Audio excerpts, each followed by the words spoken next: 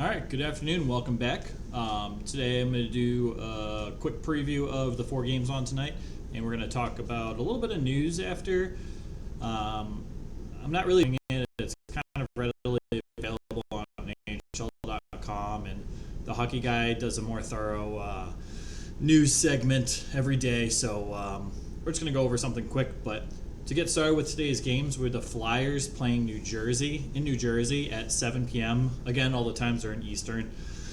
The Flyers are 11. Oh my goodness, they are 8, 11, and 4. My apologies. New Jersey's 9, 9, and 5.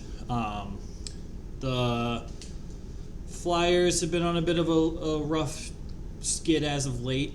They just fired their coach over the weekend, and we'll see how they bounce back against New Jersey. Sometimes that translates to better play, and maybe they get back on track.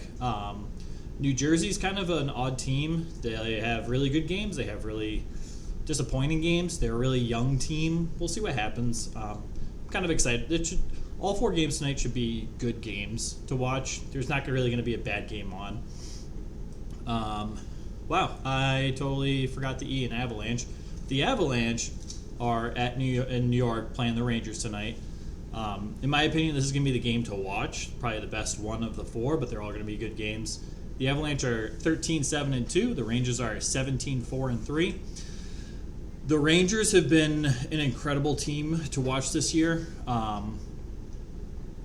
There's really nothing to say about that. They are legit. They're for real. Their core is really coming together. They have a nice young core. The Avalanche, with an E, are looking to get back on track into being competitive for a playoff position. They're currently sitting outside the playoff spot, so we'll see. They have a solid team top to bottom. They just got McKinnon. Oh, my goodness. It's been a long day. They just got McKinnon back, so we'll see how that goes. That should be a really good game. Next up, we have the Bruins at the Vancouver Canucks. This is the rematch from about a week ago when Marchand did the slew foot on Oliver Ekman-Larsson. Marchand comes back to the lineup tonight. He's completed his suspension. So that should be fun to watch, see how that first line gets back into rhythm, see how the second line does with Hall back on the second line. And the Bruins are 12-8-1. Vancouver is 9-15-2. This is also going to be an intriguing matchup. This will be the second game with Bruce Boudreau for Vancouver after coming off a win with their first with Bruce's first game. They have a good young core.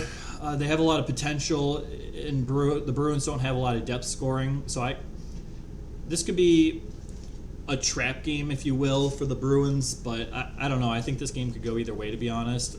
We'll see what they do with the emotional aspect, too, of the Canucks. Maybe they want a little revenge on Marchand. We'll see. We'll find out. It'll be intriguing.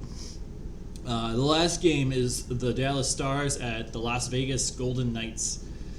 The Stars have been excellent lately. They've been really putting it together. They're on a nice winning streak. And Vegas, as we know, is a good team. They have a lot of players out. They should be getting them back at some point later on in the season, like Eichel and Mark Stone and really key pieces. 2 kind of teams that have been, in my opinion, exceeding expectations. Vegas, considering the amount of star injuries they've had, and the Stars weren't anticipated to be really a playoff team this year, and they're starting to prove everyone wrong. I think that really starts with Ottinger in net. He's been a beast since coming in and just playing. He's kind of given that team new life. So that'll be, I don't know. I think the Avalanche and Rangers will be the game to watch. I'm intrigued to watch the Bruins and Vancouver Canucks game. But if you're going to watch any of the 4 games, they're all going to be good. So I don't really have you should watch this game tonight or you shouldn't watch this game. They're all going to be good. All right, a little bit of news. Pionk was suspended 2 games for his actions against the Maple Leafs. It wasn't the cleanest play. It was definitely suspension worthy, and he was suspended. And 2 games, sure, that's about right. And then Spezza had a retaliatory kneeing incident. It was brutal. The Department of Player Safety did a 4.5-minute video on it, and it's intriguing. It's worth a watch. It's kind of a brutal hit. It's almost reminiscent of like Rafi Torres back in his day. It's important to note that Spezza isn't known to be a dirty player. He's not a dirty player. I think this is his first suspension ever. He's played over 1,200 games at this point.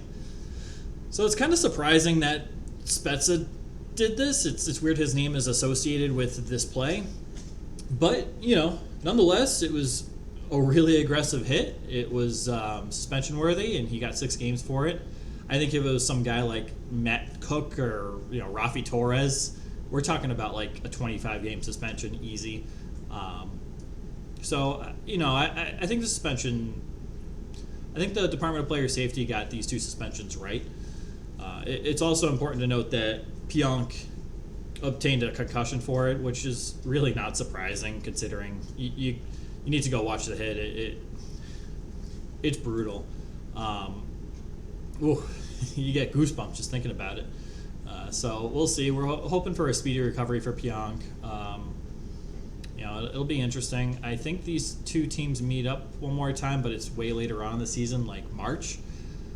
So tensions might settle down by then. It might be a good game to watch. We'll see when that happens, but we have some time to kind of let that marinate. So that's it. Just some quick previews, and I just wanted to discuss the couple suspensions that came down for kind of a weird game with the Leafs and the Jets. So thank you guys. Enjoy some hockey tonight, and I'll catch you later.